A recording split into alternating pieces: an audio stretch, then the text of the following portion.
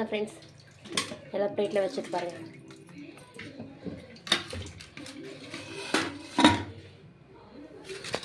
நல்லா ஃப்ரெஷ்ஷாக தான் இருக்குது மீன். ஓகேங்களா, இப்போ குழம்புக்கு தான் ரெடி பண்ணி வச்சுருக்கேன் பாருங்கள். பெரிய வெங்காயம் ஒரு 3 அறுத்து வச்சுருக்கேன். அப்படியே வெள்ளை பூண்டு பொடிசு பொடிசாக கட் பண்ணி வச்சுருக்கேன். கருவேப்பிலை, பச்சை மிளகா ஒரு 4. ஓகேங்களா, இங்கே பார்த்தீங்கன்னா சின்ன வெங்காயம் சாந்து அரைச்சி வச்சுருக்கேன். இது வந்து தக்காளி. ஓகேங்களா, இது வந்து தக்காளி அரைச்சி வச்சுருக்கேன்.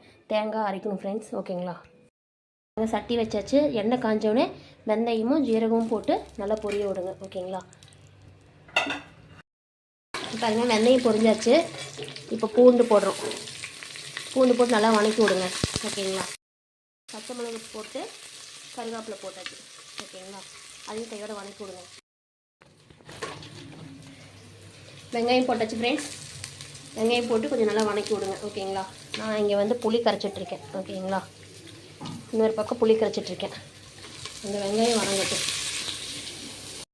வெங்காயம் வணங்கிடுச்சு ஃப்ரெண்ட்ஸ். சின்ன வெங்காயம் சாந்து போட்டு நல்லா வணக்கி விடுங்க. ஓகே, தக்காளி சாந்து போட்டுருங்க. நான் ஒரு 5 தக்காளி எடுத்திருக்கேன், மீடியம் சைஸ். நீங்களும் எடுத்து நல்லா நைஸ் பண்ணி அரைச்சி விடுங்க.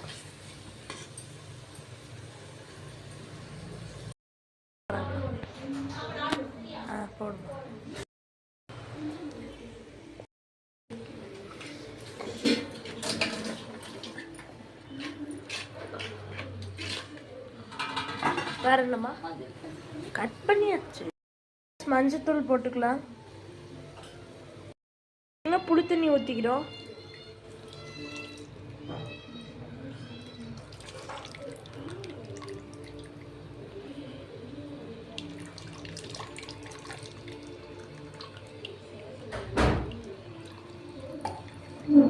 ஃப்ரெண்ட்ஸ் பார்த்தீங்கன்னா புளி தண்ணி ஊற்றி வச்சு நல்லா மிக்ஸ் பண்ணி விட்டுக்கணும். ஓகேவா ஃப்ரெண்ட்ஸ், தேவையான உப்பு போட்டுக்கலாம்.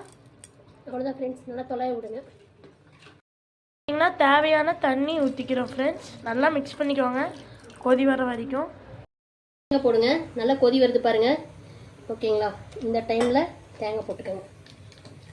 தேங்காய் போட்டுட்டு தண்ணியை வாஷ் பண்ணி ஊற்றுங்க. ஜார் நல்லா கழுவி ஊற்றிக்கலாம். சரிங்களா,